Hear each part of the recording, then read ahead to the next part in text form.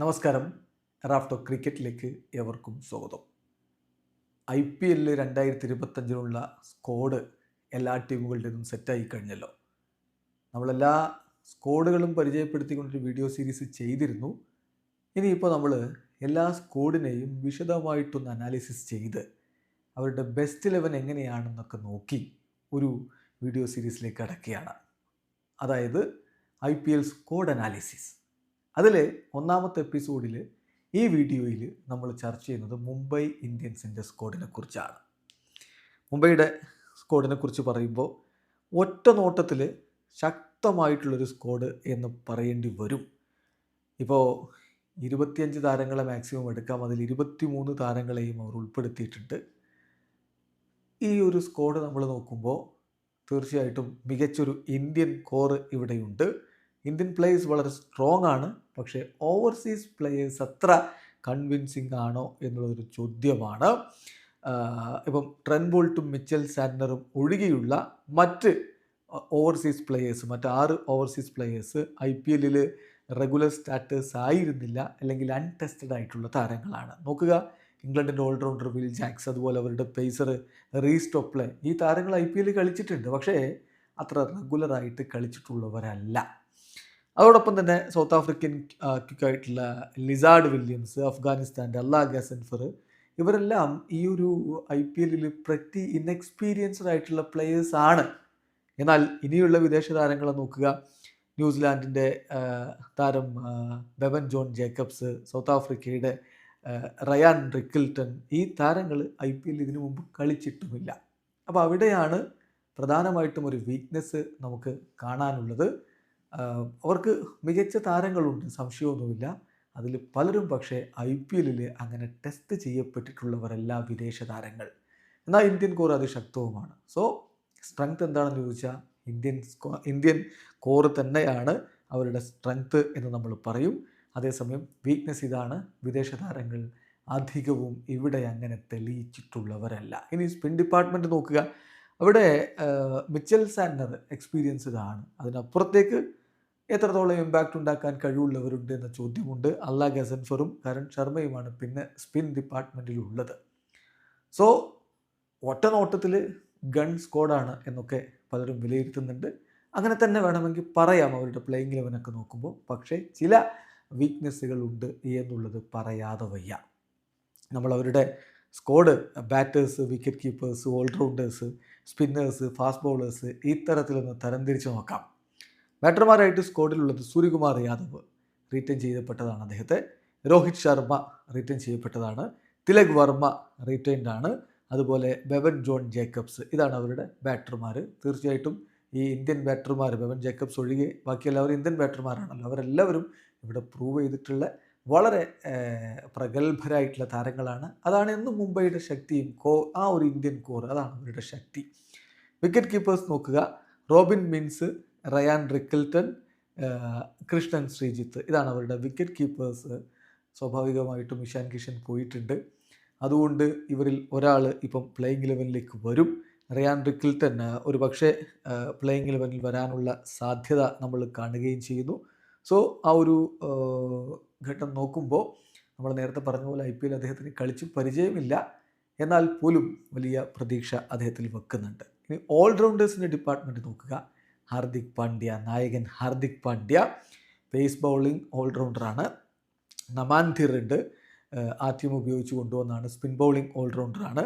Will Jacks spin bowling ഓൾറൗണ്ടറാണ്. Raj Angad Bawa pace bowling ഓൾറൗണ്ടറാണ്. Vignesh Puthur spin bowling ഓൾറൗണ്ടറാണ്. സോ ഈ ഓൾറൗണ്ടർ മിക്സ് വളരെ മികച്ചതാണ്. അതായത് വിൽ ജാക്സ് പ്ലേയിങ് 11 സ്ഥാനം പിടിക്കാൻ സാധ്യതയുള്ള താരമാണ്. ഹാർദിക് പാണ്ഡ്യ, ഈ 2 പേരാണ് പ്രധാനമായിട്ട് പറയാനുള്ളത്. പിന്നെ നമാൻധിറും എന്തായാലും പ്ലേയിങ് 11 വരും എന്ന് തന്നെ നമുക്ക് പ്രതീക്ഷിക്കാം. ഇനി സ്പിന്നേഴ്സ്, നമ്മൾ ഓൾറെഡി ഒരു ഡിപ്പാർട്ട്മെൻറ്റിനെ കുറിച്ച് പറഞ്ഞു. അല്ലാ ഗസൻഫറും കരൺ ശർമ്മയും മിച്ചൽ സാന്റ്നറും. സാന്റ്നറെ കുറിച്ച് ഇനി പറഞ്ഞ് വിശേഷിപ്പിക്കേണ്ട കാര്യമില്ല, എല്ലാവർക്കും അറിയാം. പിന്നെ അല്ലാ ഗസൻഫറുടെ ഒരു കാര്യം, അദ്ദേഹത്തിന് മികച്ച റെക്കോർഡാണ് T20I കരിയറിലുള്ളത്. അത് അവർ IPL പ്രതീക്ഷിക്കുകയാണ്. ഇപ്പോൾ പീയൂഷ് ചൗളയെ മാത്രമൊക്കെ ആശ്രയിച്ച് പോയിരുന്ന ഒരു സ്പിൻ ഡിപ്പാർട്ട്മെൻറ്റിൽ നിന്ന് കാര്യങ്ങൾ കുറച്ചുകൂടി മെച്ചപ്പെടും എന്ന പ്രതീക്ഷയിലാണ് മുംബൈ ഇന്ത്യൻസിൻ്റെ ആരാധകർ. അതേസമയം അവരുടെ പേസ് ബൗളിംഗ് ഡിപ്പാർട്ട്മെൻറ്റ് അത് അവരുടെ ഒരു പ്രത്യേക സ്ട്രെങ്ത് തന്നെയാണ്. കാരണം ജസ്പ്രീത് ബുംറ റിട്ടേൺ ചെയ്യപ്പെട്ടതാണ് അദ്ദേഹത്തെ. ദെൻ ദീപക് ചാഹർ, ട്രെൻ ബോൾട്ട്, ഈ 3 പേരും മതി അവരുടേതായിട്ടുള്ള മികവിൽ അവർ പന്തെറിയുകയാണെങ്കിൽ ഏത് ടീമിനെയും എറിഞ്ഞിടാൻ. പിന്നെ അശ്വിനി കുമാറുണ്ട്, റീസ്റ്റോപ്ലെ, അദ്ദേഹത്തിൻ്റെ മികവ് എല്ലാവർക്കും അറിയാവുന്നതാണ്. സത്യനാരായണ രാജു, അർജുൻ ടെണ്ടുൽക്കറിനെ ആദ്യം അൺസോൾഡായ താരത്തെ പിന്നെ ആക്സിലേറ്റഡ് ഓപ്ഷനിൽ എഴുതി കൊടുത്തവർ വീണ്ടും കൊണ്ടുവന്നിട്ടുള്ളതാണ്. ചില കളികളിലൊക്കെ അദ്ദേഹത്തെ നേരത്തെ ഉപയോഗപ്പെടുത്തി നോക്കി കണ്ടു. അദ്ദേഹത്തിൻ്റെ ബോൾ നിപ്പ് ബാക്ക് ചെയ്യുന്നത് ന്യൂ ബോൾ കൊണ്ട് അദ്ദേഹത്തിന് ചില കാര്യങ്ങൾ ചെയ്യാൻ പറ്റും എന്നുള്ളത് നേരത്തെ തെളിയിച്ചിട്ടുള്ളതാണ്. പക്ഷെ പിന്നീട് അദ്ദേഹത്തെ ഉപയോഗപ്പെടുത്തിയാൽ എന്തുണ്ടാവും എന്നുള്ളത് കണ്ടറിയേണ്ട കാര്യവുമാണ്. പിന്നെ ലിസാർഡ് വില്യംസ് നമ്മൾ പറഞ്ഞല്ലോ, അദ്ദേഹം ഇവിടെ അങ്ങനെ ടെസ്റ്റ് ചെയ്യപ്പെട്ടിട്ടുള്ളൊരു കളിക്കാരനല്ല. ഏതായാലും പേസ് ബോളിംഗ് ഡിപ്പാർട്ട്മെൻറ്റ് അതിശക്തമാണെന്ന് പറയേണ്ടി വരും. സോ ബാറ്റിംഗ് ഡിപ്പാർട്ട്മെൻറ്റ് ശക്തമാണ്, പേസ് ബോളിംഗ് ഡിപ്പാർട്ട്മെൻറ്റ് ശക്തമാണ്, ഓൾറൗണ്ട് ഡിപ്പാർട്ട്മെൻറ്റ് ഹാർദിക് പാണ്ഡ്യയും വിൽ ജാക്സും ഒക്കെ ചേരുമ്പോൾ അതും മോശമല്ലാത്ത ഒന്ന് തന്നെയാണ്. ആ ഒരു അർത്ഥത്തിൽ ഒരുപാട് പോസിറ്റീവ്നെസ് നമുക്ക് ഈ ഒരു സ്ക്വാഡിൽ കാണാൻ പറ്റും. അപ്പോഴും നമ്മൾ നേരത്തെ പറഞ്ഞ ആ ഒരു വീക്ക്നെസ് ഉണ്ടല്ലോ, വിദേശ താരങ്ങൾ, ശക്തരായിട്ടുള്ള ഇന്ത്യൻ താരങ്ങളുണ്ട്, വിദേശ താരങ്ങൾ അത്ര കൺവെൻഷനൽ ആയിട്ടുള്ള ഒന്നല്ല.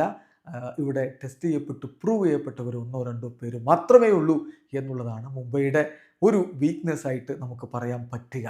ഇനി അവരുടെ ബെസ്റ്റ് 11 നമ്മൾ ഇൻക്ലൂഡിങ് ഇമ്പാക്റ്റ് പ്ലെയർ എന്ന് നോക്കിയാണ്. അപ്പം ബെസ്റ്റ് 11 എന്ന് പറഞ്ഞാൽ പോരാ, പോസിബിൾ ഫസ്റ്റ് 12 എന്ന് പറയാം. ആരൊക്കെയാണെന്ന് നോക്കാം.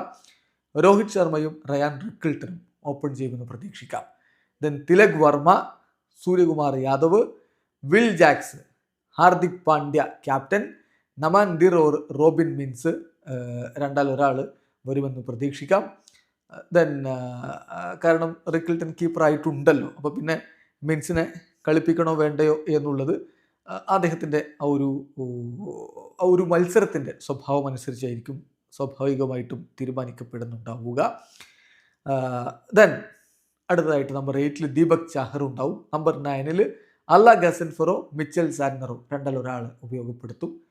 പിന്നെ നമ്പർ 10 കരൺ ശർമ്മ, നമ്പർ 11 ജസ്പ്രീത് ബുംറ.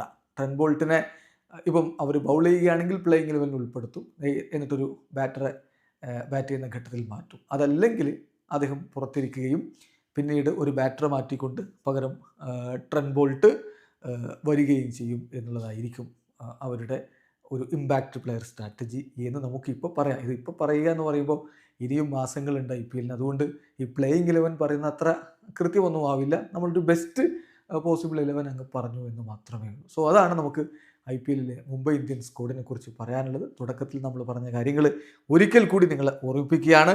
ഒരു സംശയവും വേണ്ട, മുംബൈയുടെ ഇന്ത്യൻ കോർ എന്ന് പറയുന്നത് അത് വളരെ വളരെ സ്ട്രോങ് ആണ്.